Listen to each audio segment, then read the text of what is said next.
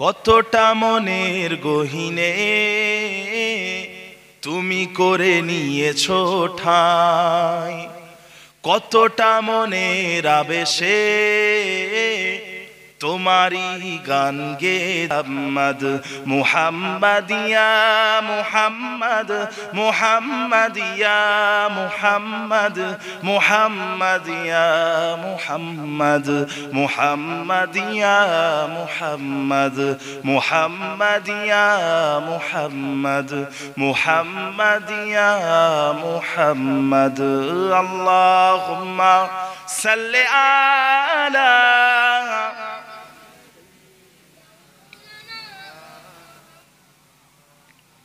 ওয়ালা আলি সাইয়্যিদিনা।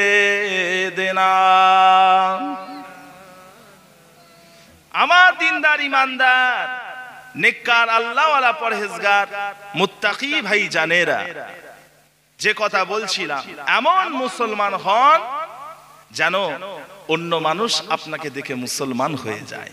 তার উদাহরণ আল্লাহ নবীর দুজন সাহাবার কথা আপনাদের শোনালাম। কথা বুঝেছেন না? মুসলমানের প্রতি ভ্রাতৃত্ব ভালোবাসা তৈরি করেন। যে আল্লাহ নবী বলছেন সিবাবুল মুমিনি ফুসুকুন ওয়া কিতালুহু কুফরুন। একজন মুসলমান আরেকটা মুসলমানকে গালিগালাজ করা, কটূক্তি করা, এটা হলো ফাসিকি। আর একটা মুসলমান আরেকটা মুসলমানকে হত্যা করা, এটা হলো কুফরি। এটা হলো কি? কুফরি। কোন মুসলমান এই এত বড় অপরাধ কি করতে চাইবে? কুফরির মতো অপরাধ, হ্যাঁ, ফাসিকির মতো অপরাধ। আল্লাহ আমাদেরকে হেফাজত করেন। কথা বুঝতে পেরেছেন না? আল্লাহ নবী সাল্লাল্লাহু আলাইহি ওয়াসাল্লামকে হযরতে আমর ইবনে আবাস রাদিয়াল্লাহু আনহু জিজ্ঞাসা করলেন, ইয়া রাসূলুল্লাহ আইয়ুল ইসলামি আফদালু, আইয়ুল ইসলামি আফদালু, ইয়া রাসূলুল্লাহ ইসলামের মধ্যে উত্তম জিনিস কি? আল্লাহ নবী বলেছিলেন মান সালিমাল মুসলিমুনা মিন লিসানিহি ওয়া ইয়াদিহি, মুসলমান যে তার জবান এবং হাতের মাধ্যমে অন্য মুসলমানকে নিরাপত্তা দেবে। অন্য মুসলমানকে কি দেবে? নিরাপত্তা দেবে। সে হলো মুসলমান। আল্লাহ নবীকে জিজ্ঞাসা করা হলো মাল ইসলাম, ইয়া রাসূলুল্লাহ ইসলাম কি জিনিস? আল্লাহ নবী বলেছিলেন তিবুল কালাম ওয়া ইতআমুত তাআম, মিষ্টি কথা বলা, মানুষকে খাওয়ানো, আহার করানো, এটা হলো ইসলাম। প্যারে হাজিরানে মাজলিস, আল্লাহ নবী আল্লাহর হাবিব বলেছিলেন এ বিশ্বের মানুষেরা ও আমার সাহাবারা, তোমরা আমাকে দুটো জিনিসের জিম্মেদারি দাও, আমি আল্লাহর নবী তোমাদেরকে জান্নাতের জিম্মেদারি দিচ্ছি। জান্নাতের জিম্মেদারি দিচ্ছি। প্রত্যেকটা নরনারী, প্রত্যেকটা বেটা ছেলে মেয়ে ছেলে এটা শোনা আবশ্যক। আল্লাহ নবী বলেছেন তোমরা দুটো জিনিসের জিম্মেদারি দাও, আমি তোমাদেরকে জান্নাতের জিম্মেদারি দেব। প্রথম নম্বর হলো দুই পায়ের মাঝখানে যা রয়েছে, দুই পায়ের মাঝখানে যা রয়েছে, অর্থাৎ তোমার লজ্জায় স্থান, তোমার লজ্জায় স্থানের জিম্মেদারি দাও, তোমার লজ্জায় স্থানের হেফাজত করবে। আমি রাসূলুল্লাহ সাল্লাল্লাহু আলাইহি ওয়াসাল্লাম তোমাদের জান্নাতের জন্য জিম্মেদারি দিচ্ছি। আর দ্বিতীয় নম্বর হলো তোমার দুই মুখের মাঝখানে, দুই চাবালের মাঝখানে যে জিনিসটা রয়েছে, অর্থাৎ তোমার জিহ্বা, তোমার জিভ, তোমার জিভের জিম্মেদারি দাও। আমি রাসূলুল্লাহ সাল্লাল্লাহু আলাইহি ওয়াসাল্লাম তোমাদেরকে জান্নাতের জিম্মেদারি দিচ্ছি। কথা বুঝতে পারলেন না? এই দুটো জিনিসকে আপনাকে হেফাজত করতে হবে। দুই পায়ের মাঝখানে যেটা আছে, দুই চাবালের মাঝখানে যেটা আছে। যে কথা বুঝতে পেরেছেন না? এক শ্রেণীর মানুষ আছে যারা শুধু আলেম, মুখে কোরআনের কথা বলে, কোরআনের উপরে আমল করে না, কোরআনের উপরে আমল করে না। এক শ্রেণীর আলেম আছে, আল্লাহ নবী স্বপ্নে দেখেছিলেন যে এক শ্রেণীর মানুষের মুখের ভিতরে সাঁড়াশি ঢুকিয়ে মুখটাকে কাটা হচ্ছে। স্বপ্নে দেখেছিলেন। আল্লাহ নবী জিজ্ঞাসা করলেন এরা কারা? তখন দুজন সঙ্গী ছিলেন, আসলে তিনারা দুজন হলেন ফারিস্তা, জিব্রাইল আলাইহিস সালাম এবং কেউ কেউ কোন কোন হাদিসে পাওয়া যায় এটা ইসরাফিল আলাইহিস সালাম, আর একজন অন্য হাদিসে এসেছে একজন জিব্রাইল একজন মিকাইল আলাইহিস সালাম। তিনারা বলছেন হুজুর এরা হচ্ছে ওই ব্যক্তি যারা কোরআনের জ্ঞান রাখতো কিন্তু মিথ্যা কথা বলতো। কথা বুঝতে পেরেছেন? কথা বুঝতে পেরেছেন? আল্লাহ রাসূল আরো স্বপ্ন দেখলেন, তিনি স্বপ্নে দেখলেন একটা মানুষ শুয়ে আছে, তার মাথার উপরে একজন বড় পাথর দিয়ে আঘাত করছে। আমার নবী পাক সাল্লাল্লাহু আলাইহি ওয়াসাল্লাম জিজ্ঞাসা করলেন এরা আবার কারা? আল্লাহ নবীকে ওই দুজন সঙ্গী বললেন হুজুর এরা হলো ওই ব্যক্তি যারা কোরআনের জ্ঞান রাখতো কিন্তু রাত্রে ঘুমাতো, কোরআনের উপর আমল করতো না। কথা বুঝতে পেরেছেন? কিয়ামত পর্যন্ত এদের উপরে এরকম আযাব হবে। কিছু কিছু মানুষ আমরা শুধু মুখে, আজকে আমরা শুধু কলেমা পড়ে নিয়েছি। আল্লাহ পাক আমাদের ঈমানকে হেফাজত করেন, বলুন না আল্লাহুম্মা আমিন। কথা বুঝতে পেরেছেন? মিথ্যা কথা বলা, যে আখিরি জামানার নবীর উম্মত যে মদ খেয়ে ফেলতে পারে, জিনা করে ফেলতে পারে, চুরি করতে পারে, ডাকাতি করতে পারে, খুন করতে পারে, মিথ্যা কথা বলতে পারে না। কথা বুঝতে পেরেছেন? মিথ্যা কথা বলতে পারে না। আল্লাহ নবী বলছেন তোমরা লজ্জা স্থানের এবং জীবের হেফাজত করো, আমি রাসূলুল্লাহ সাল্লাল্লাহু আলাইহি ওয়াসাল্লাম তোমাদের জান্নাতের জিম্মেদারি নিচ্ছি। আল্লাহ পাক আমাদেরকে বোঝার তৌফিক দেন, বলুন আমিন। এমন মুসলমান হতে হবে, মুসলমান আপনার একটা পরিচয় রয়েছে, আপনি মুসলমান। মুসলমান একে অপরকে আঘাত করে না। আল্লাহ নবী সাল্লাল্লাহু আলাইহি ওয়াসাল্লামের একজন সাহাবা ছিলেন যিনার নাম হলো হযরতে আবু দুজানা রাদিয়াল্লাহু আনহু। বদরের যুদ্ধ, উহুদের যুদ্ধ, সুলহে হুদাইবিয়া, খন্দকের যুদ্ধ যে সাহাবা অংশগ্রহণ করেছিলেন তিনার নাম হলো হযরতে আবু দুজানা রাদিয়াল্লাহু আনহু। ও ভাইজানেরা, ও আমার নবী পাকের উম্মত উম্মতিরা, ওই আবু দুজানা রাদিয়াল্লাহু আনহু একদিন জনসম্মুখে বলতে লাগলেন, ও আমার ভাইরা, আমি আল্লাহ পাকের কাছে নাজাত পেয়ে যাব, আমি আল্লাহর কাছে নাজাত পেয়ে যাব।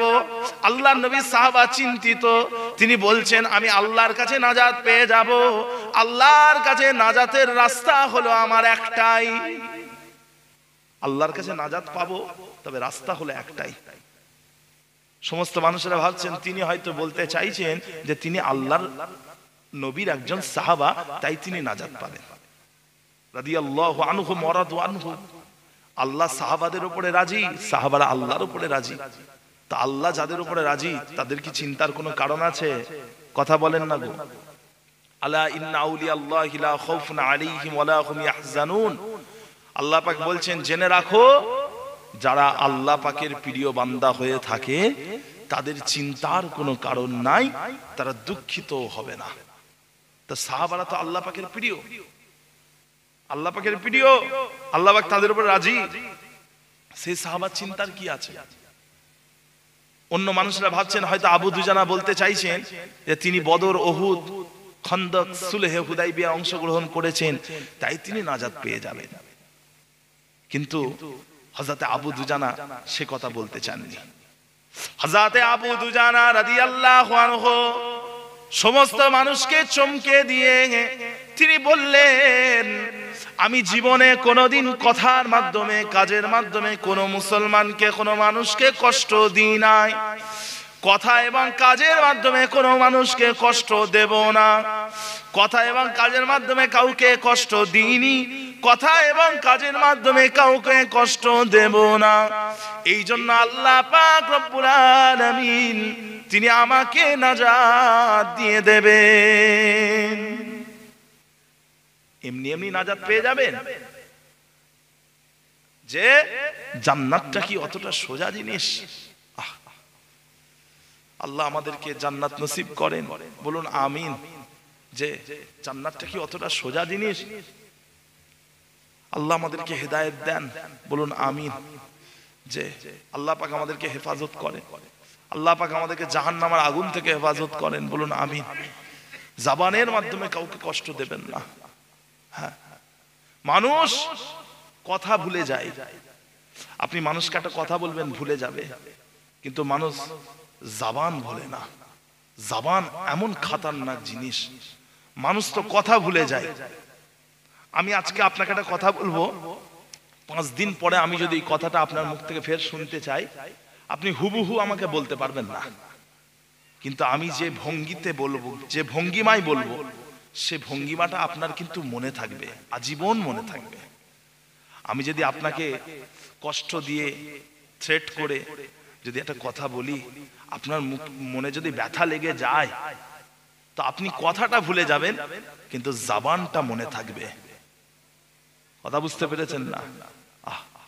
কথার মাধ্যমে কাউকে কষ্ট দেবেন না, কাজকর্মের মাধ্যমে কাউকে কষ্ট দেবেন না। হ্যাঁ, আল্লাহ নবী বলছেন তিবুল কালাম, মিষ্টি কথা বলা, ওই তামুত তাআম, মানুষকে আহার করানো, এটাই হলো ইসলাম। কথা বুঝেছেন না? আপনার কলবের ভিতরে কারোর প্রতি ঘৃণা পোষণ করবেন না।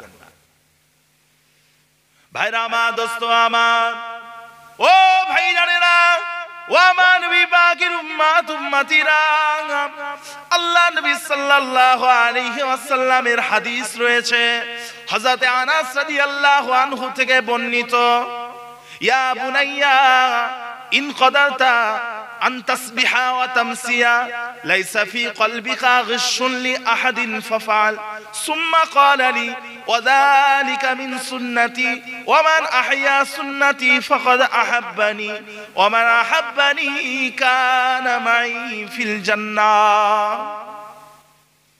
আল্লাহ নবী, আল্লাহর হাবিব, তিনি হযরত আনাস ইবনে মালিক রাদিয়াল্লাহু তাআলা আনহু, একজন বাচ্চা ছেলে, আল্লাহ নবীর দরবারে যিনি থাকতেন, আমার নবী পাকের খেদমতে সদা সর্বদা উপস্থিত থাকতেন।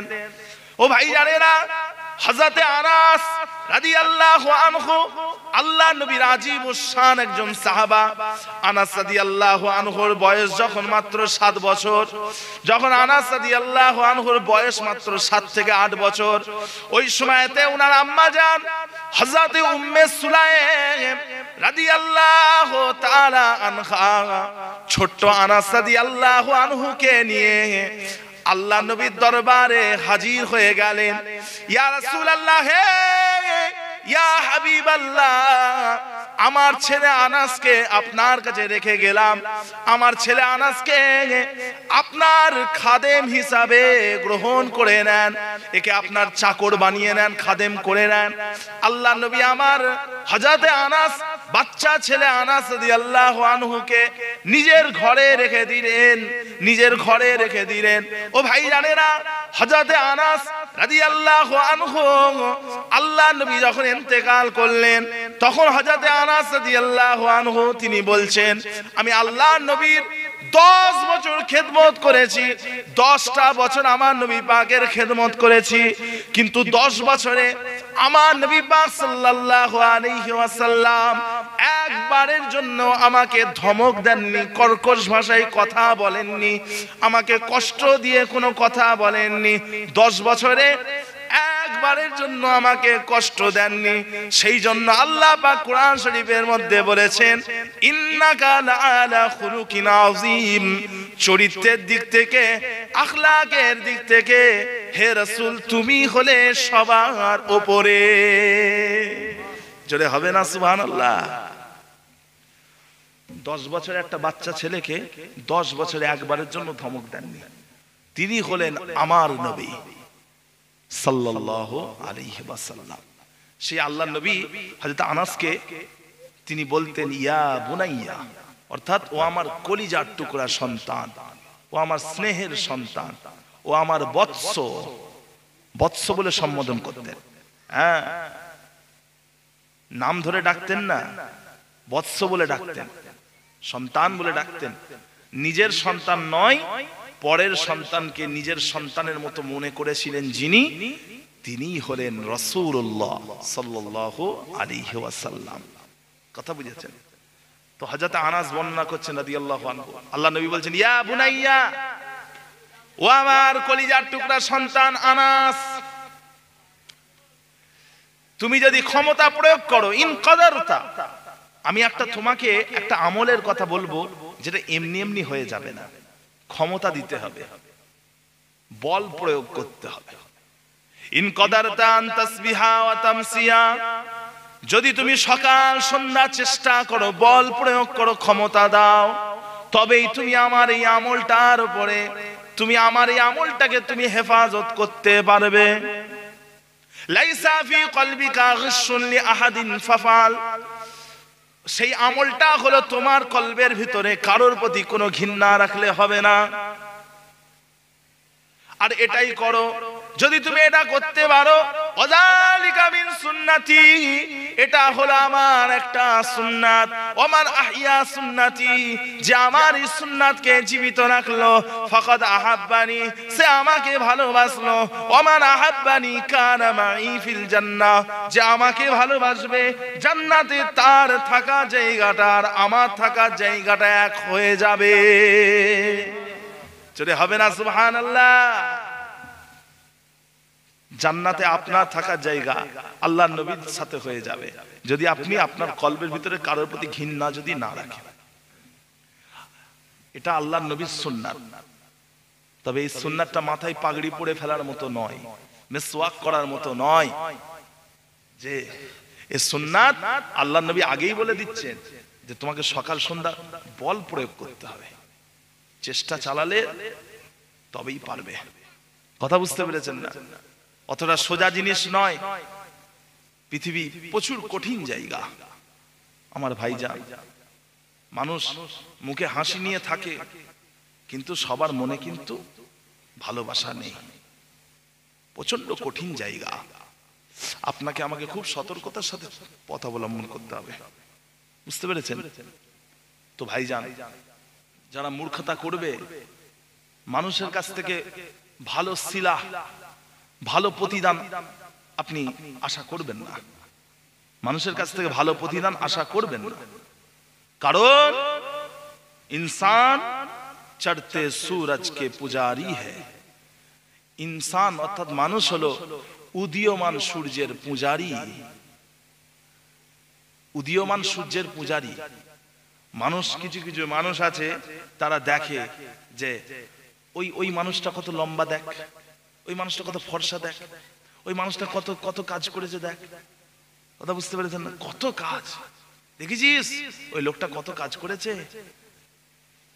তো কবি বলছেন ইনসান চড়তে সূরজ কে পূজারি হ্যায়, মানুষ হলো উদীয়মান সূর্যের পূজারি, উপাসক। আল্লাহ মাফ করে, নাউজুবিল্লাহ। কথার মধ্যে তারতম্য হলে আল্লাহ মাফ করে। কথা বলেন, কিছু কিছু মানুষের স্বভাব খুব খারাপ। তো মানুষের কাছ থেকে ভালো প্রতিদানের আশা করবেন না, সবসময় আপনার প্রতিদান আল্লাহ দেবে। আপনি যদি ভালো কাজ করে থাকেন, এর প্রতিদানটা আল্লাহ দেবে, আপনি চিন্তা করবেন না, ভেঙে পড়ার কিছু নেই। হ্যাঁ, আল্লাহ পাক বলছেন ওয়াদ-দুহা ওয়াল-লাইলি ইযা সাজা মা ওয়াদ্দাআকা রাব্বুকা ওয়া মা ক্বালা। আল্লাহ বলছেন মা ওয়াদ্দাআকা রাব্বুকা ওয়া মা ক্বালা, তোমার আল্লাহ তোমাকে ভুলে যায়নি, তোমার আল্লাহ তোমাকে ঘৃণা করে না। সুতরাং আল্লাহর উপরে বিশ্বাস রাখেন, কোনো কিছুই হারাবার কিছু নেই। আল্লাহ পাক যেটা দেবেন সেটা আপনি পাবেন, আপনার কাছ থেকে কেউ কিছু ছিনিয়ে নিতে পারবে না। কথা বুঝতে পেরেছেন না? প্যারে হাজিরানে মাজলিস, কত রকমের মানুষ আছে, তবে ধৈর্য ধারণ করবেন, ধৈর্য ধারণ করবেন। আল্লাহ পাক বলছেন ওয়া ইবাদুর রহমানিল্লাযীনা ইয়ামশুনা আলাল আরদি হাওনা, যারা রহমানের বান্দা হয়, আল্লাহর বান্দা হয়, তারা জমিনে নম্রতার সাথে চলাফেরা করে, ভদ্রতার সাথে চলাফেরা করে।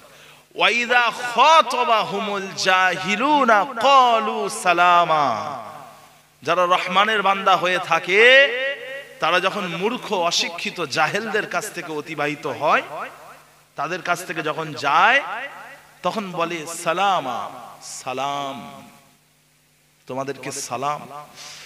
হযরত জালালউদ্দিন সুয়ুতী রাহমাতুল্লাহ ব্যাখ্যা করেছেন যে সালাম বলতে এখানে তারা এমন কিছু কথা বলে যে কথার মাধ্যমে নিজেরা হেফাজত থাকতে পারে, ফিতনা থেকে হেফাজত থাকতে পারে।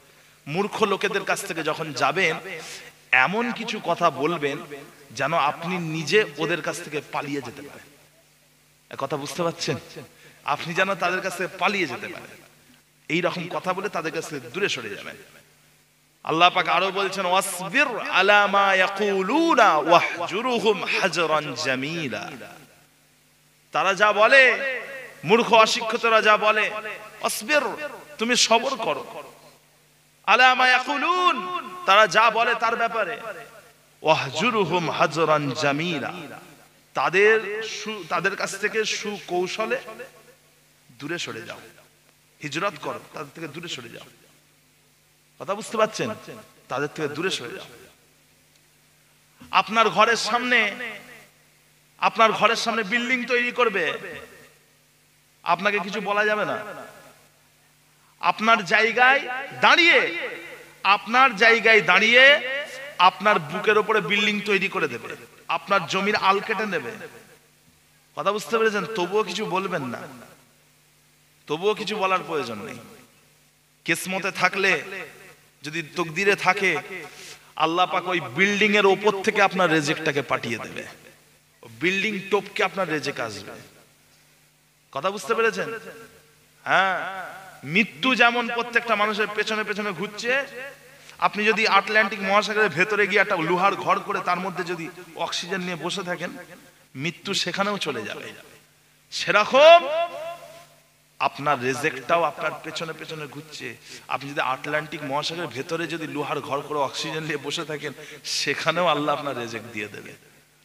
কথা বুঝতে পেরেছেন? আপনার বুকের উপরে দেয়াল তুলে দিলে ওই দেয়াল টপকে রিজিক আসবে। কথা বুঝতে পেরেছেন? তো প্যারে হাজিরানে মাজলিস, দুনিয়া কঠিন জায়গা, আপনাকে আমাকে চুপ থাকতে হবে, সবর ধারণ করতে হবে, চুপ থাকতে হবে।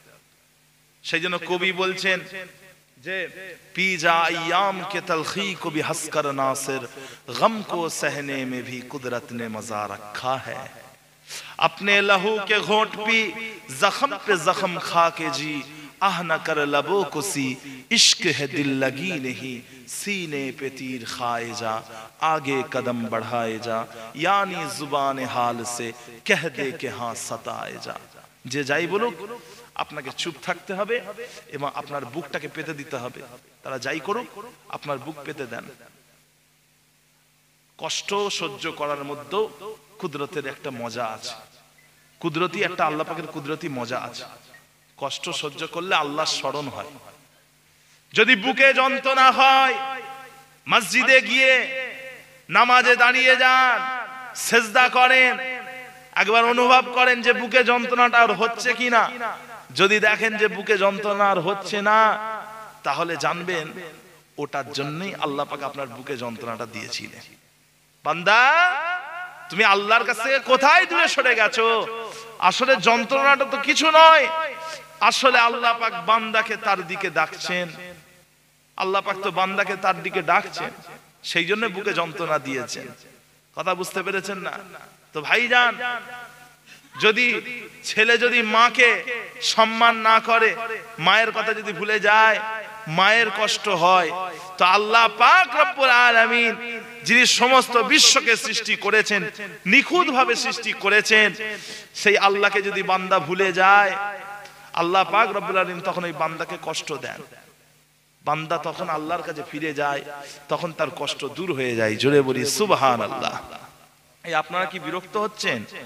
এই গ্রামে কি এত কটা লোক? হ্যাঁ, কোথায় তারা? কোথায় আপনারা?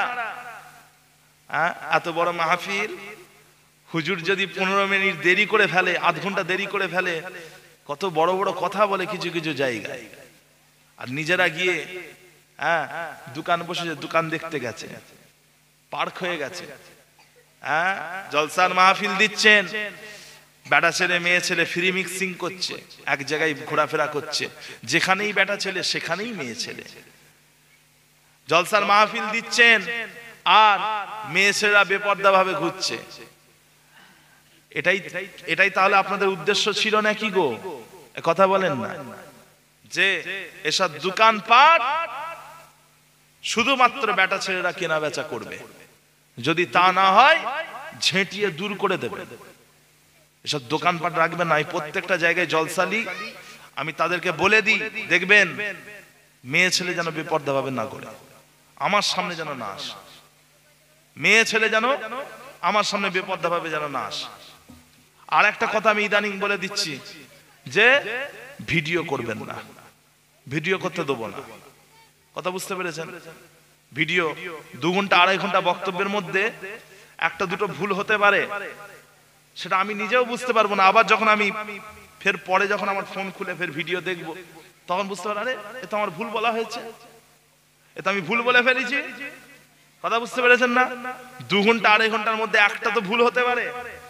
কিছু কিছু মানুষ আছে, তারা কি করে, তাদের খেয়ে দেয়ে কাজ নেই, ওই বসে বসে কাটিং করে সোশ্যাল মিডিয়ায় ছাড়ে, এই দেখো এই বলেছে। কথা বুঝতে পারছেন না?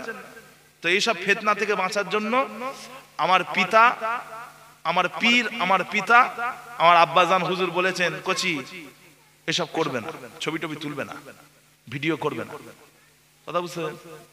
সেই জন্য বলেছি যে গলাটা তোলে, ভুল কিছু বলেছি, গলাটা তোলে।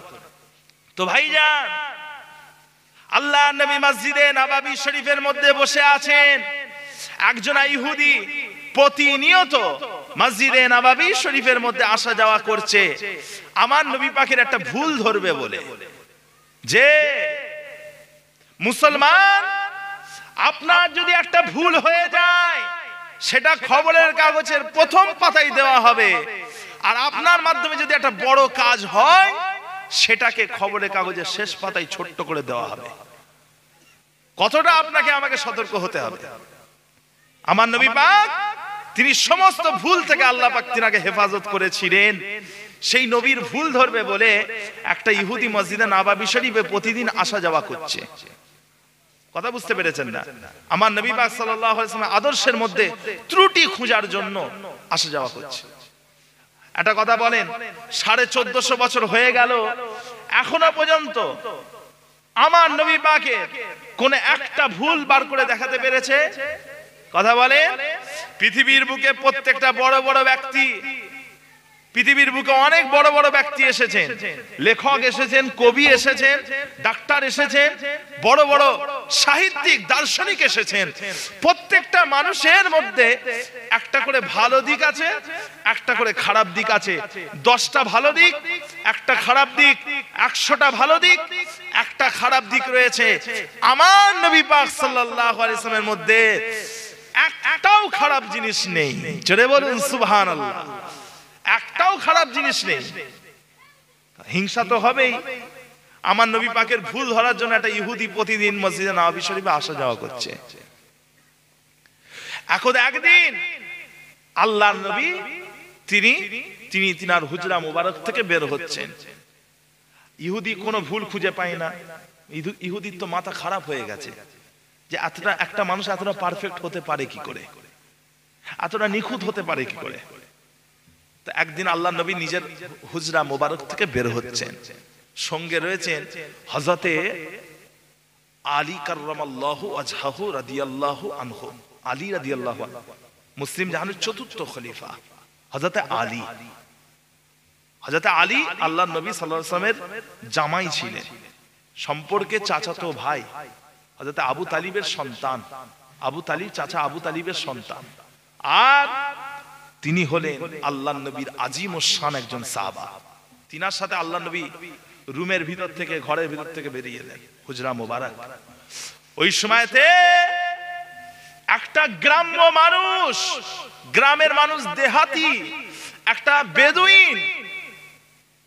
বেদুইন একটা কিছুর উপরে আরোহণ করে মসজিদে নববী শরীফের বাইরে এসে দাঁড়ালেন, এবং ওই বাহনের উপর থেকে নেমে পায়ে হেঁটে আমার নবী পাক সাল্লাল্লাহু আলাইহি ওয়াসাল্লামের কাছাকাছি এলেন। এসে বলছেন, আসসালামু আলাইকা ইয়া রাসূলুল্লাহ, আমি অমুক জায়গা থেকে এসেছি হুজুর। অমুক গোত্রের মানুষকে আমি বলেছিলাম, অমুক কাবিলার মানুষকে আমি বলেছিলাম, যদি তোমরা ঈমান আনো, মুসলমান হয়ে যাও, তাহলে তোমাদের টাকা পয়সা ধন দৌলত বেড়ে যাবে। মুসলমান হলে তোমাদের টাকা বেড়ে যাবে।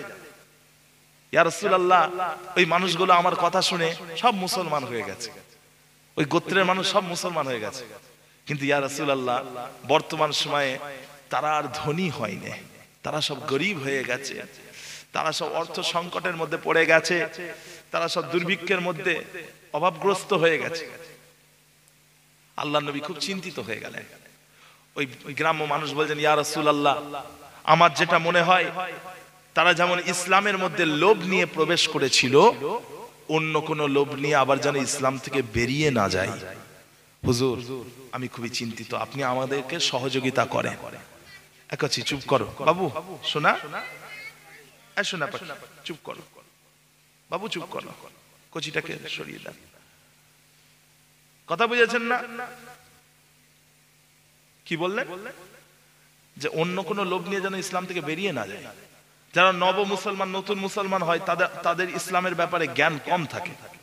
এর বাহ্যিক কোন শক্তি যদি ইসলামের ক্ষতি করতে চায়, তারা কি করবে? তাদেরকে পয়সা দিয়ে নিজেদের দিকে টেনে নেবে। আল্লাহ নবী খুব চিন্তিত হয়ে গেলেন। আল্লাহ নবী এখন যেটা ভাবলেন যে ওই মুসলমানগুলোকে সাহায্য করতে হবে, কিন্তু আমার নবী পাকের কাছে কোনো টাকা পয়সা নেই যে ওই লোকটার হাতে দেবেন, ওই মুসলমানগুলোকে সহযোগিতা করবেন। বড় চিন্তিত হয়ে গেলেন। ওই সময়তে ওই ইহুদিটা, যে ইহুদিটা আমার নবী পাকের ভুল ধরবে বলে প্রতিদিন মসজিদে নববী শরীফের মধ্যে আসা যাওয়া করছিল, ওই ইহুদিটা হাত তুলে বলল, ও মুহাম্মদ, আমি তোমাকে সহযোগিতা করব, আমি তোমাকে সাহায্য করব। ভাইরা আমার, দোস্ত আমার, ও ভাইয়ারেরা, ও আমার নবী পাকের উম্মত উম্মতিরা, ওই সময়তে ওই ইহুদিটা আল্লাহ নবীকে বলেছিলেন, ও মুহাম্মদ সাল্লাল্লাহু আলাইহি ওয়াসাল্লাম, আমি আপনাকে 80টা স্বর্ণ মুদ্রা দেব, 80টা সোনার পয়সা দেব, তার পরিবর্তে আপনি আমাকে 1 ওয়াসাক পরিমাণে খেজুর দিয়ে দেবেন।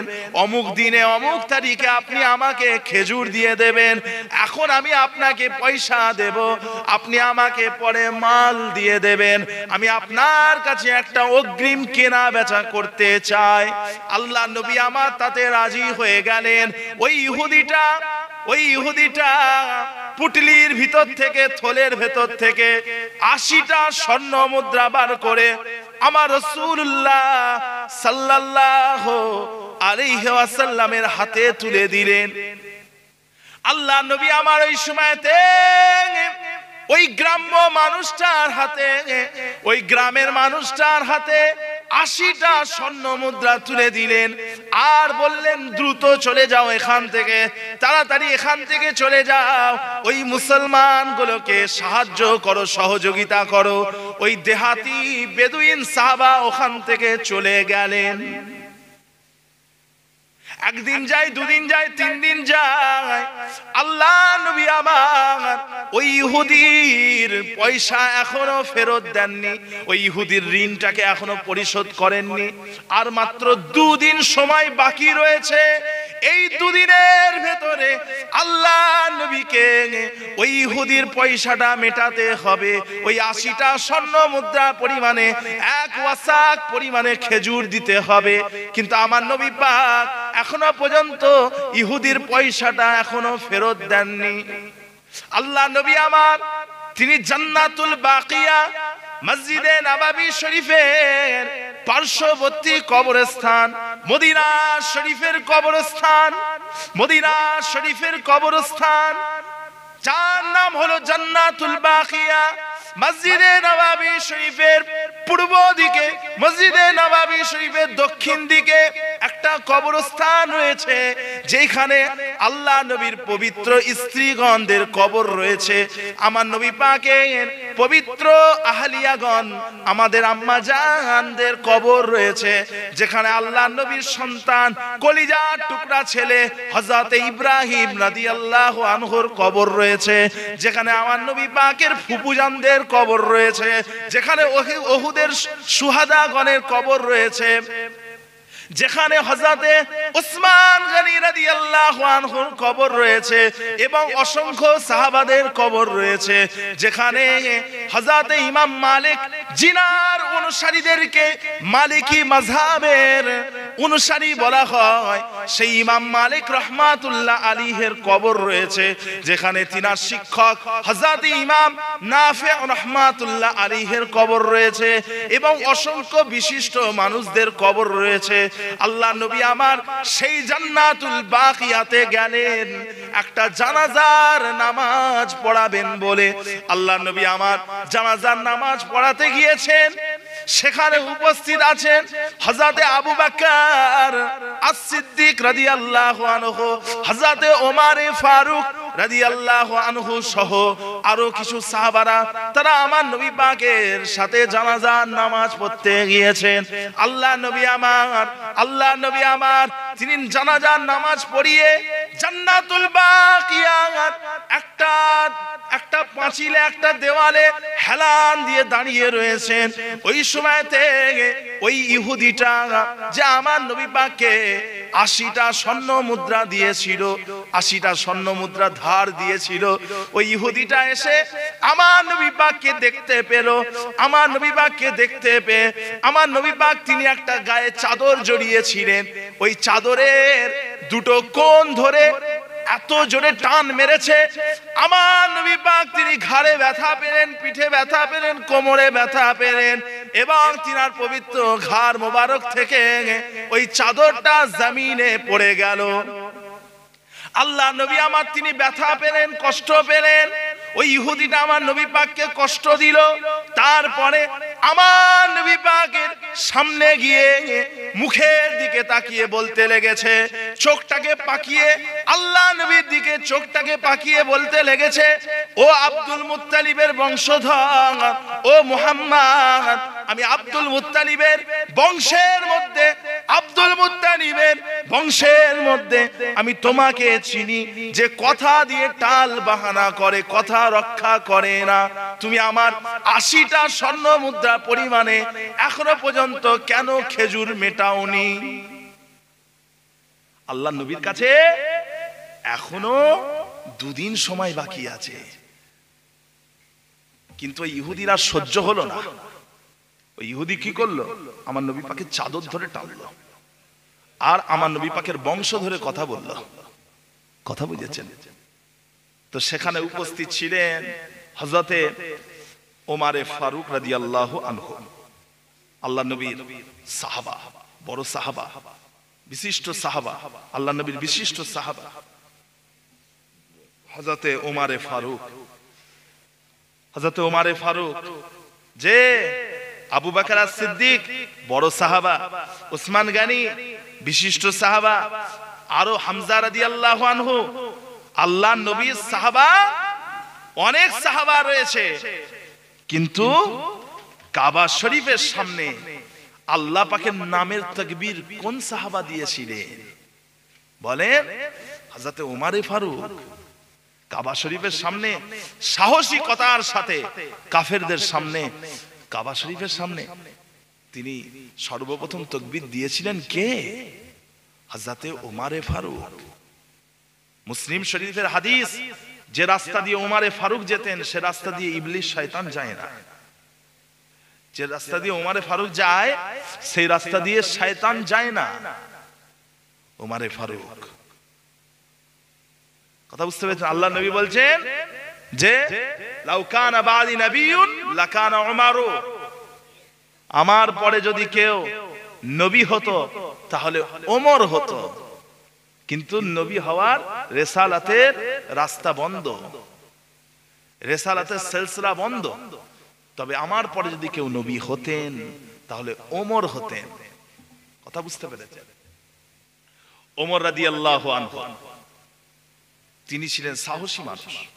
যেদিন তিনি ঈমান এনেছিলেন, মক্কার কাফেরদের দরওয়াজায় গিয়ে আবু লাহাব, আবু জেহেলের দরওয়াজায় গিয়ে বলেছিলেন, এ আবু জেহেল, এ আবু লাহাব, এ উতবা, আমি ওমর মুসলমান হয়ে গেছি, আমি ঈমান এনেছি, আজকে আমি প্রকাশ্যে কাবা শরীফের সামনে গিয়ে নামাজ পড়ব। যদি তোমাদের কারোর ঘাড়ে যদি দম থাকে, আমি ওমর যাব, আমাকে একটু আটকে দেবে। তোমাদের যদি কারো ঘাড়ে দম থাকে, আমি ওমর যাব, কাবা শরীফে নামাজ পড়ব, আমাকে একটু আটকে দেবে। তোমাদের যদি ঘাড়ে যদি দম থাকে আটকে দিও, তাহলে আটকে দিও বলেছিলেন, কিন্তু কেউ পারেনি। কথা বুঝতে পেরেছেন না? তো ওমরে ফারুক রাদিয়াল্লাহু আনহু এত সাহসী মানুষ ছিলেন। 10 জন সাহাবা নিয়ে লিল্লাহে তাকবীর, লিল্লাহে তাকবীর, আল্লাহু আকবার, আল্লাহু আকবার তাকবীর দিতে দিতে প্রকাশ্যে কাবা শরীফের সামনে নামাজ পড়েছিলেন। আর মক্কার কাফেররা ফ্যালফ্যাল করে তাকিয়েছিল, তারা ফ্যালফ্যাল করে তাকিয়েছিল, তারা কিচ্ছু করতে পারেনি। ভাইরা আমার, দোস্ত আমার, সেই হযরতে ওমরে ফারুক রাদিয়াল্লাহু আনহু আল্লাহর নবীর সামনে উপস্থিত ছিলেন। আমার নবী পাকের সাথে ওই ইহুদি যখন বিয়াদবি করলো, খারাপ আচরণ করলো, তখন ওমরে ফারুক রাদিয়াল্লাহু আনহু তিনি আর সহ্য করতে পারলেন না। হযরতে ওমরে ফারুক রাদিয়াল্লাহু আনহু তিনি এতটাই ক্ষিপ্ত হয়ে গেলেন, রাগম্বিত হয়ে গেলেন। হাদিস শরীফের মধ্যে এসেছে যেন ওমরে ফারুকের দুটো ঘাড় আর বুক, দুটো ঘাড় এবং বুক কাঁপতে লেগেছে, যেন মনে হচ্ছে সমুদ্রের মাঝখানে যেরকম নদীর সমুদ্রের মাঝখানে ঢেউয়ের সময় নৌকা যেরকম থরথর করে কাঁপে, হযরতে ওমরের দুটো ঘাড় এবং বুক সেইভাবে থরথর করে কেঁপে উঠল। হযরতে ওমরে ফারুক তিনি চিৎকার করে উঠলেন, তিনি আর সহ্য করতে পারলেন না, ধৈর্য হারা হয়ে গেলেন। আল্লাহর নবীর সাথে বেহুরমাতি তিনি আর সহ্য করতে পারলেন না। কথা বুঝলেন না? মান সাব্বা নাবিয়্যা ফাকতুলুহু, যে আল্লাহর নবীকে গালি দেবে তাকে কতল করে ফেলো, তাকে হত্যা করে ফেলো। হযরতে ওমরে ফারুক তিনি বললেন, এই বিয়াদব, তুমি আমার নবী পাক সাল্লাল্লাহু আলাইহি ওয়াসাল্লামের সাথে কি রকম আচরণ করছো ওটা আমি ওমর দেখতে পাচ্ছি। তুমি আমার নবী পাক সাল্লাল্লাহু আলাইহি ওয়াসাল্লামের সাথে কিভাবে কথা বলছো ওটা আমি ওমর শুনতে পাচ্ছি। শুনে রাখো, আমি যদি আমার ইচ্ছার জিনিসটাকে ধ্বংস করে ফেলতাম তাহলে আমি তোমাকে হত্যা করে ফেলতাম। আমার ইচ্ছার জিনিস হলো আল্লাহকে রাজি করা, রাসূলকে রাজি করা। আর আমি যদি তোমাকে হত্যা করি তাহলে রাসূল নারাজ হয়ে যাবেন, রাসূল নারাজ হলে আল্লাহ নারাজ হয়ে যাবে। সেই জন্য আমি আমার ইচ্ছার জিনিসটাকে নষ্ট করতে চাইছি না, সেই জন্য আমি তোমাকে ছাড়ছি, না হলে আমি তোমাকে হত্যা করতাম। এইভাবে কথা বলেছেন ওমরে ফারুক, তাও আবার আমার নবী পাকের সামনে। সহ্য করতে পারেননি, আমার নবী পাক সাল্লাল্লাহু আলাইহি ওয়াসাল্লামের সাথে খারাপ আচরণ মেনে নিতে পারেননি, সহ্য করতে পারেন। কথা বুঝতে পেরেছেন না? সর্বপ্রথম উনি প্রতিবাদ করলেন। ভাইরা আমার, দোস্ত আমার, ওই সময়তে আপনার আমার নবী পাক সাল্লাল্লাহু আলাইহি ওয়াসাল্লাম ওমরে ফারুক রাদিয়াল্লাহু আনহুকে বলেছিলেন, ও ওমর, তুমি তো আমাকে বলতে পারতে কিভাবে এই ইহুদিটার ঋণটাকে পরিশোধ করে দিতে হয়, আর তুমি এই ইহুদিকে বলতে পারতে কিভাবে মানুষের সাথে নরম ভাবে কথা বলা যায়, কিন্তু তুমি সেটা না করে ও ওমর তুমি এই লোকটাকে ভয় প্রদর্শন করছো, ভয় দেখাচ্ছ। ও ওমর, যাও যাও, এই মানুষটার ঋণটাকে তুমি পরিশোধ করো, এই মানুষটাকে 1 ওয়াসাক পরিমাণে খেজুর দিয়ে দাও, এবং যেহেতু তুমি এই লোকটাকে ভয় প্রদর্শন করেছো সেহেতু এই লোকটাকে তুমি একটু খেজুর বেশি পরিমাণে দিয়ে দেবে, তুমি একে 20 সা পরিমাণে খেজুর বেশি দেবে, প্রায় ডবল খেজুর দিতে বলছেন। আল্লাহ নবী বলছেন তুমি একে ডবল খেজুর দাও। আল্লাহ নবী বললেন না যে এই লোকটা আমার চাদর ধরে টেনেছে, এই লোকটাকে কিছুটা খেজুর কম দাও। আল্লাহ নবী বললেন, ও ওমর, তুমি একে ভয় দেখিয়েছো, এই জন্য একে ডবল খেজুর দাও, প্রায় ডবল 20 সা, 1 ওয়াসাকের থেকে একটু কম, কিছুটা কম। বললেন 20 সা পরিমাণে খেজুর বেশি দেবে। হযরত ওমরে ফারুক তাকে নিয়ে চলে গেলেন, ওই ইহুদিকে নিয়ে চলে গেলেন। কথা বুঝলেন না? ওই ইহুদি কিন্তু আল্লাহ নবীর ভুল ধরতে এসেছিল। হ্যাঁ, আমার নবী পাকের ভুল ধরতে এসেছিল। আল্লাহ নবী কি করলেন? ওমরে ফারুককে বললেন, যাও খেজুর দিয়ে দাও, ঋণ পরিশোধ করো। আপনারা বিরক্ত হচ্ছেন? এই শুনছেন আপনারা? আপনাদের অসুবিধা হচ্ছে? আমার বসিরহাট খিদিরপুর এলাকার মানুষ আল্লাহ পাক রব্বুল আলামিন আপনাকে আমাকে দ্বীনের উপরে কবুল করেন, বলুন আমিন। যে আল্লাহ নবী সাহাবা হযরত ওমর ফারুক রাদিয়াল্লাহু আনহু ওই ইহুদিকে ওখান থেকে নিয়ে প্রস্থান করলেন, চলে গেলেন। ও ভাইজানেরা, ও আমার নবী পাকের উম্মত উম্মতিরা, হযরত ওমর ফারুক রাদিয়াল্লাহু আনহু ওই ইহুদিটাকে এক ওয়াসাক পরিমাণে খেজুর দিয়ে দিলেন, তারপরে তাকে 20 সা পরিমাণে খেজুরের বেশি দিলেন। ওই সময়তে ওই ইহুদিটা ওমর ফারুককে জিজ্ঞাসা করেছিলেন, ও ভাই ওমর, তুমি আমাকে এই অতিরিক্ত খেজুর কেন দিচ্ছ? ওই সময়তে হযরত ওমর ফারুক বলেছিলেন, যেহেতু আমি তোমাকে ভয় প্রদর্শন করেছি, যেহেতু আমি তোমাকে ভয় দেখিয়েছি, সেই জন্য রাসূলুল্লাহ সাল্লাল্লাহু আলাইহি ওয়াসাল্লাম তোমাকে 20 সা পরিমাণে খেজুর বেশি দিতে বলেছে। ওই সময়তে ওই ইহুদিটা হযরত ওমর ফারুক রাদিয়াল্লাহু তাআলা আনহুকে জিজ্ঞাসা করেছিলেন, ও ওমর ফারুক, আপনি কি আমাকে চেনেন? আমার পরিচয় কি আপনার জানা আছে? যে মোহন সাহেব আসছেন? আচ্ছা, তুমি মামু তুমি একটু সরে বসো। যে সংক্ষিপ্ত, মাশাআল্লাহ, মোহন সাহেব এসে গেছেন, আলোচনা আমি শেষ করে দেব। যে আসেন ভাই, আসেন ভাইজান, আসেন। সকলে তাকবীর দেন, নারে তাকবীর, নারে তাকবীর। সিলসিলা হক মুজাদ্দিদুজ জামান আহলুস সুন্নাতুল জামাত, নারে তাকবীর। মাসলাকে মুজাদ্দিদুজ জামান। যে জি জি মাশাআল্লাহ, হ্যাঁ ভাইজান এসে গেছেন। জনাব হযরত মাওলানা মোহাম্মদ আব্দুল মুহিত সাহেব ভাইজান এসেছেন, আলোচনা করবেন। আমন্ত্রিত আমাদের আলিম, তিনি আলোচনা করবেন। তো আমি যে ঘটনাটা বলছিলাম, ওটা একটা হাদিস থেকে তুলে বলছিলাম, তো আমি ওটাকে সংক্ষেপে বলে দিই, তারপরে ভাইজান আলোচনা করবেন। সংক্ষেপে কথা বুঝছেন? ভাইজানকে বসিয়ে রাখা এটা উচিত নয়। যে তো ভাইজান হযরত ওমর ফারুক রাদিয়াল্লাহু আনহু তিনি 20 সা পরিমাণে খেজুর বেশি দিচ্ছেন। ওই সময় ওই ইহুদি বলছে, আপনি আমাকে চেনেন? ওমর ফারুক বলেন, না তো, আমি তো আপনাকে চিনি না। উনি বললেন, আমি হলাম যায়েদ ইবনে সানা, আমার নাম হলো যায়েদ ইবনে সানা। হযরত ওমর ফারুক তিনার মনে পড়ে গেল যায়েদ ইবনে সানা খুব প্রসিদ্ধ ব্যক্তি। তিনি বললেন, ওমর ফারুক বললেন, আচ্ছা আপনি কি তাহলে ইহুদিদের নেতা যায়েদ ইবনে সানা? তখন ইহুদি বললেন, জি হ্যাঁ, আমি হলাম ইহুদিদের নেতা, ইহুদিদের আলিম যায়েদ ইবনে সানা। তখন ওমর ফারুক বললেন, তাহলে নিশ্চয়ই আপনি আসমানি কিতাব পড়েছেন। আসমানি কিতাবের মধ্যে আখিরি জামানার নবী যিনি হবেন, তিনার গুণাবলী উল্লেখ করা আছে। আপনি নিশ্চয়ই সেই গুণাবলী পড়েছেন, সেই সিফাত সম্পর্কে আপনি অবগত আছেন। তিনি বললেন, হ্যাঁ পড়েছি। ইহুদি বললেন, হ্যাঁ পড়েছি। ওমর ফারুক বললেন, তাহলে আমার নবী পাকের সাথে আপনি বেহুরমাতি করলেন কেন?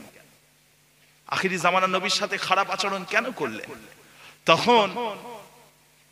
তখন ওই ইহুদি বললেন যে, আমি যখন রাসূলুল্লাহ সাল্লাল্লাহু আলাইহি ওয়াসাল্লামকে সর্বপ্রথম দেখলাম, তখন তিনার চেহারা মোবারক, মুখের মধ্যে আমি দুটো গুণাবলী বাদে সমস্ত গুণাবলী আমি দেখতে পেয়েছি।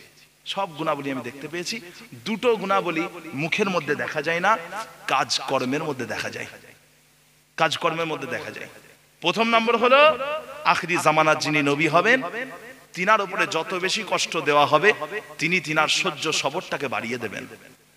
আর দ্বিতীয় নম্বর গুণাবলী হলো, আখিরি জামানার যিনি নবী হবেন, তিনার উপরে যত বেশি জাহালাত করা হবে, মূর্খামো করা হবে, তিনি তিনার ধৈর্যটাকে বাড়িয়ে দেবেন।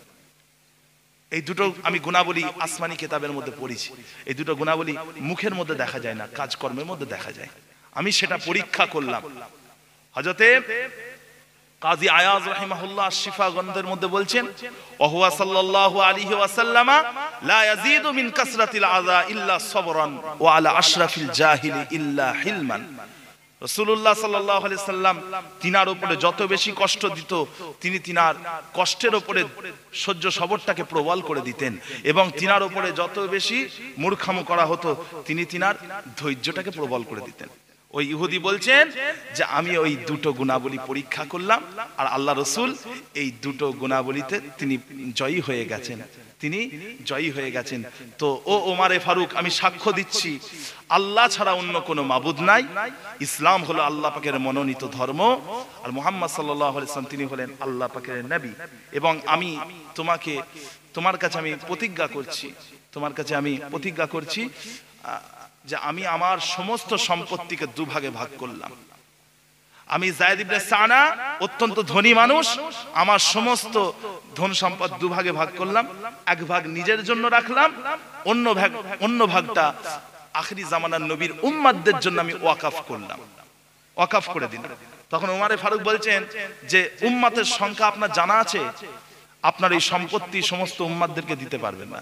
তখন ওই ইহুদি বললেন যে কিছু সংখ্যক উম্মাতকে আমি দান করলাম।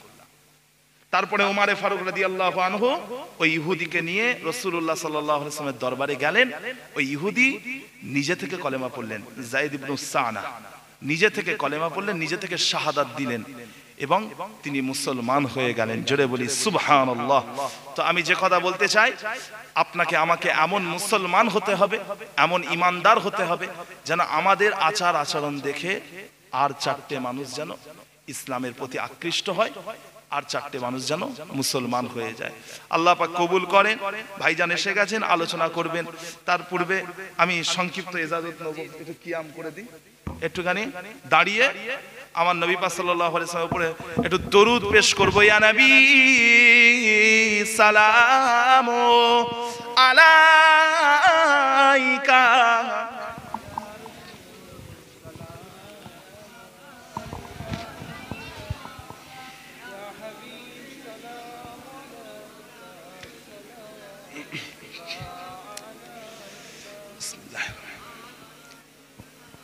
أشرق البدر علينا فاختفت منه البدور مثل حسنك ما رأينا قط يا وجه السرور يا نبي سلام يا رسول سلام يا حبيب سلام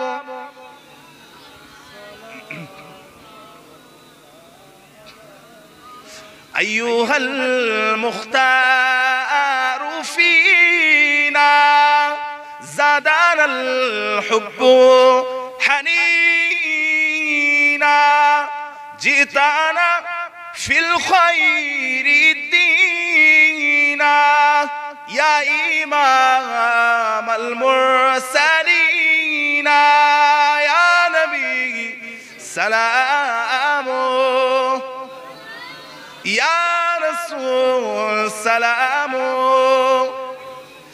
يا حبيب سلام عليك صلوات الله عليك يا ربي صل وسلم دائما ابدا على حبيبك خير خلق كلهم भेज या रब मेरे दरूद व सलाम पर गुज़ीदा नबी पर अपने मुदाम।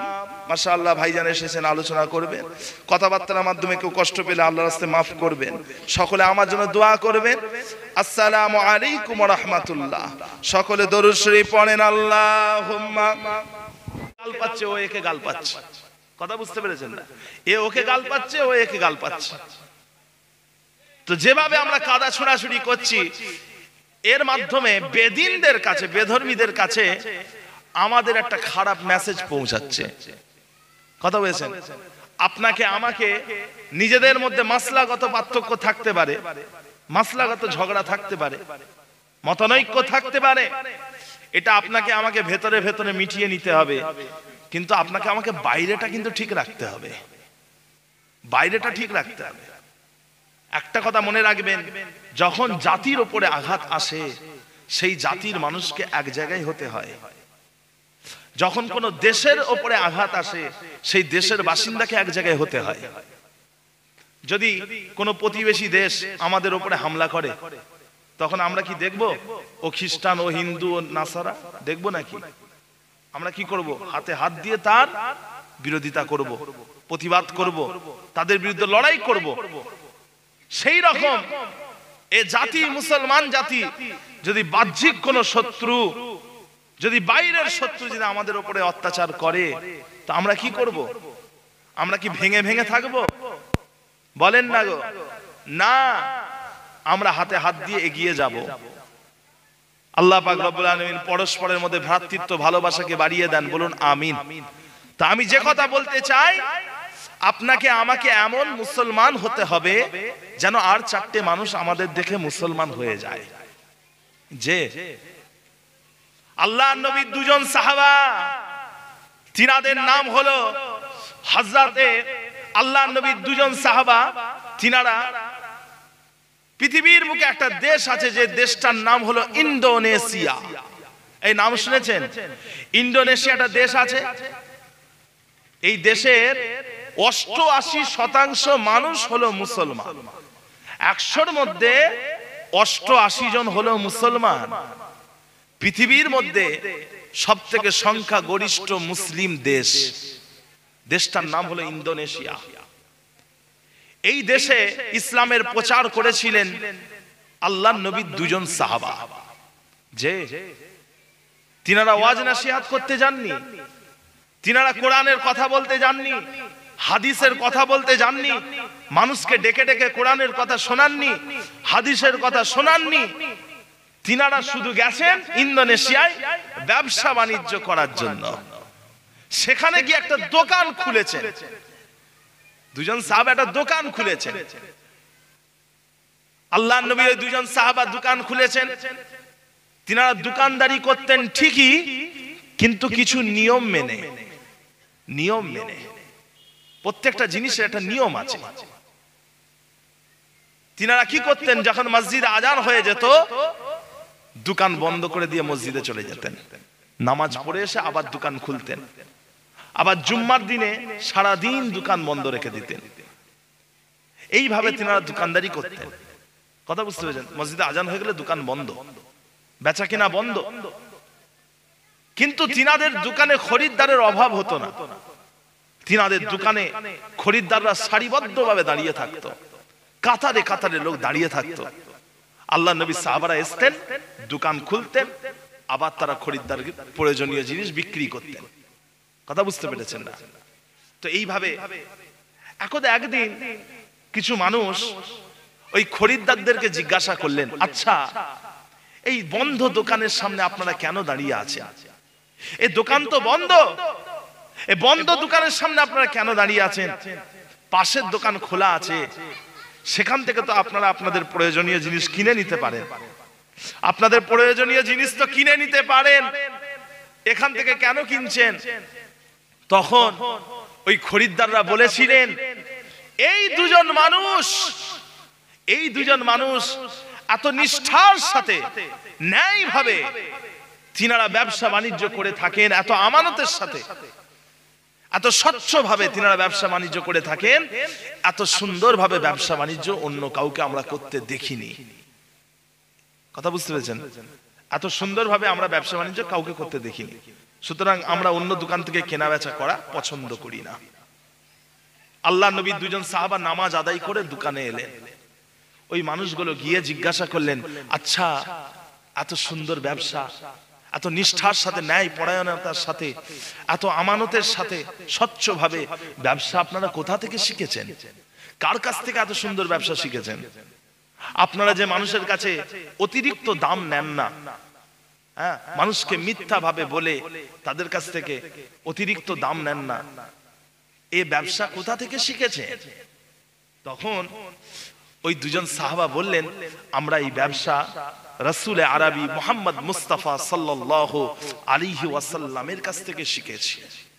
আমরা তার কাছ থেকে শিখেছি, হুজুরে পাক সাল্লাল্লাহু আলাইহি ওয়াসাল্লামের কাছ থেকে শিখেছি। যে আল্লাহ নবী বলছেন কিয়ামতের দিনে হাসরের ময়দানে তিন শ্রেণীর মানুষের দিকে আল্লাহ পাক ঘুরে তাকাবেন না। তিন শ্রেণীর মানুষের দিকে আল্লাহ ঘুরে তাকাবেন না। প্রথম নম্বর হলো যারা টাকনুর নিচে কাপড় পরে থাকে, পায়ের গাঁটের নিচে কাপড় ঝুলিয়ে অহংকারিতার সাথে তাকাব্বুরের সাথে চলাফেরা করে। ইন্নাল্লাহা লা ইউহিব্বু কুল্লা মুখতালিন ফখুর। আল্লাহ অহংকারীদেরকে পছন্দ করেন না, অহংকারীদেরকে পছন্দ করেন না। যারা টাকনুর নিচে অহংকারিতার সাথে কাপড় ঝুলিয়ে পড়ে, আল্লাহ পাক কিয়ামতের দিনে হাসরের ময়দানে তাদের মুখের দিকে তাকাবেন না। দ্বিতীয় নম্বর হলো ওই শ্রেণীর মানুষ যারা দান করে, টাকা পয়সা মানুষকে দেয়, মানুষকে নজরানা দেয়, হাদিয়া দেয়, সাদকা দেয়, দিয়ে আবার পরবর্তীতে আবার খোঁটা দেয়, বলে ওই আমি ওই অমুক দিনে তোকে অত টাকা দিয়েছিলাম মনে আছে, আমি তোমার ওই উপকারটা করেছি মনে আছে। এইভাবে মানুষকে খোঁটা দিয়ে থাকে। কিয়ামতের দিনে হাসরের ময়দানে আল্লাহ পাক তাদের মুখের দিকে তাকাবেন না। তৃতীয় নম্বর হলো ওই শ্রেণীর ব্যক্তি যারা পণ্যের দাম, দোকানের মালের দাম মিথ্যা ভাবে মানুষকে বলে অতিরিক্ত দাম নেয়। মিথ্যা ভাবে মানুষকে বলে, মিথ্যা ভাবে বলে পণ্যের দাম অতিরিক্ত নেয়। কিয়ামতের দিনে হাসরের ময়দান আল্লাহ পাক তাদের মুখের দিকে তাকাবেন না। আল্লাহ নবীর দুজন সাহাবা মানুষকে ঠকিয়ে তাদের কাছ থেকে বেশি মূল্য, বেশি পয়সা নিয়ে নেওয়া করতেন না। সেই জন্য মানুষ তাদের ছেড়ে যেতেন না। কথা বুঝতে পেরেছেন না? খরিদ্দাররা তাদেরকে ছেড়ে কোথাও যেতেন না। প্যারে হাজিরানে মজলিস, ও ভাই জানেরা, ওই সময়তে ইন্দোনেশিয়ার মানুষেরা তারা পরস্পরের মধ্যে আলোচনা শুরু করে দিল, কে এই মুহাম্মদ আল আরবি, কে এই মুহাম্মদ আল আরবি, তার পরিচয়টা কি? যে মানুষটা এত সুন্দরভাবে ব্যবসা বাণিজ্য শেখায়, নিশ্চয়ই সেই মানুষটা কত সুন্দর হবে। ও ভাই জানেরা, ওই ইন্দোনেশিয়ার মানুষেরা পরস্পরের মধ্যে আলোচনা শুরু করে দিল। আমার নবী পাককে নিয়ে কথাবার্তা আলোচনা শুরু হয়ে গেল। একটা সময়তে আল্লাহ পাক রব্বুল আলামিন ওই ইন্দোনেশিয়ার প্রত্যেকটা মানুষের কলবের ভিতরে ইসলামের নূর জ্বালিয়ে দিলেন, ইসলামের আলো জ্বালিয়ে দিলেন। ওই ইন্দোনেশিয়ার মানুষেরা একে একে একে একে ইমানের কলেমা পড়ে মুসলমান হয়ে যায়। একটা গোটা দেশের মানুষ ঈমান আনলেন শুধুমাত্র দুজন সাহাবার ওসিলায়। তিনারা আবার ওয়াজ নসিহত করতে যায়নি, তিনারা গেছিলেন দোকানদারি করতে। এমন দোকানদারি করতে হবে যেন খরিদ্দাররা তোমাকে দেখে আকৃষ্ট হয়ে যায়, তোমার আদর্শ দেখে যেন আকৃষ্ট হয়।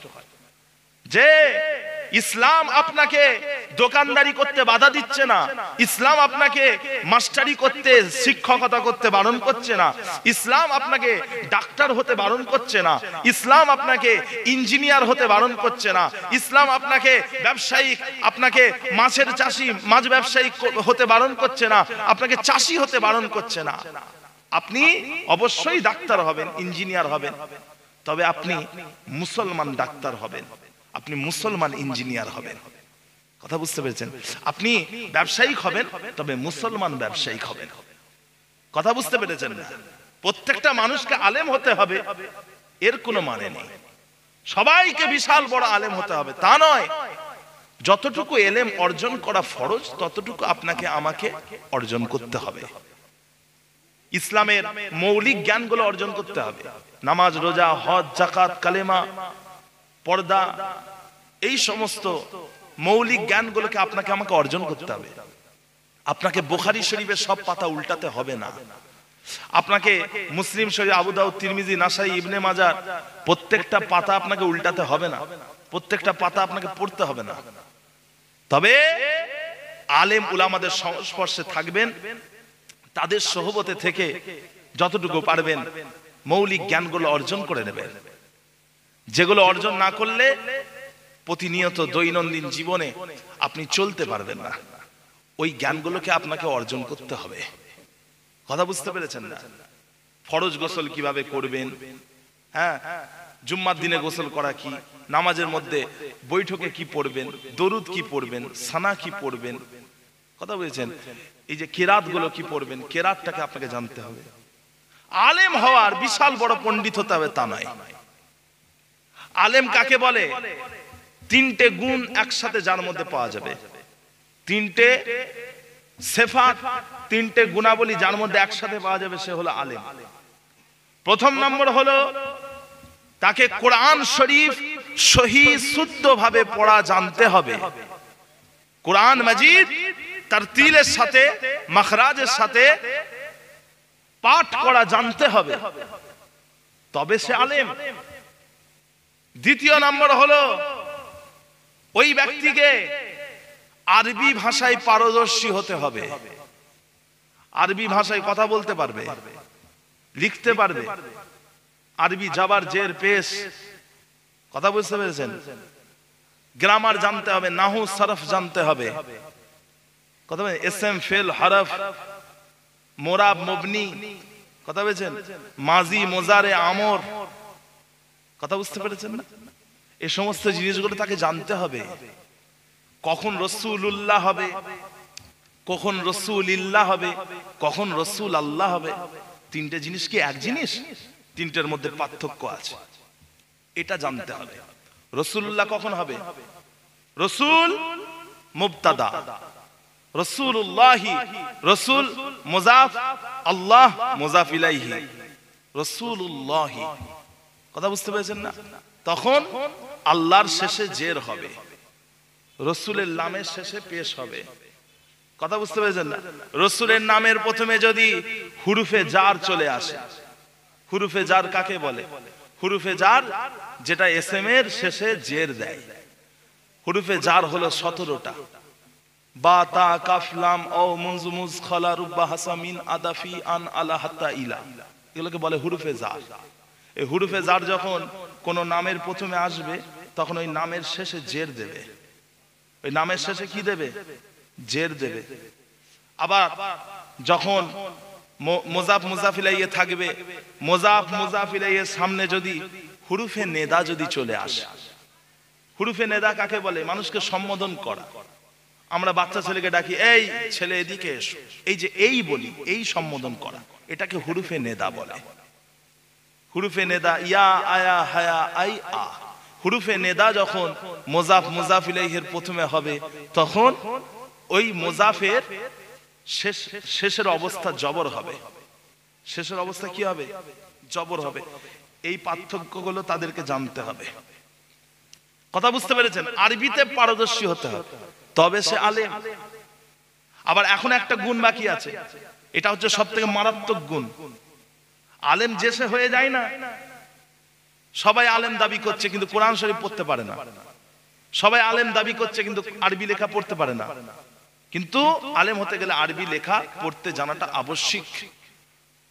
তৃতীয় নম্বর হচ্ছে তাকে বিজ্ঞ আলেমের কাছ থেকে শিক্ষা গ্রহণ করতে হবে, বিজ্ঞ শিক্ষকের কাছ থেকে পড়াশোনা করতে হবে। তার একটা শিক্ষক থাকবে, সে শুধু কিতাব পড়ে আলেম হয়ে যায় না, তাকে শিক্ষকের কাছে গিয়ে পড়তে হবে।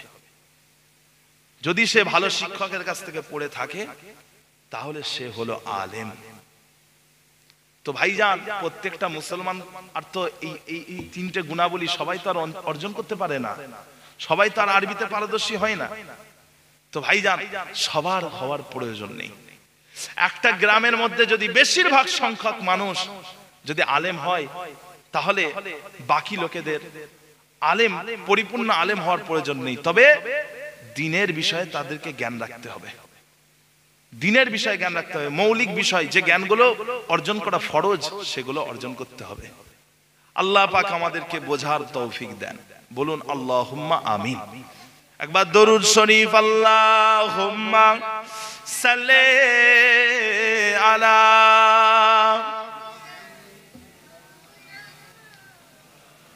ওয়ালা আলে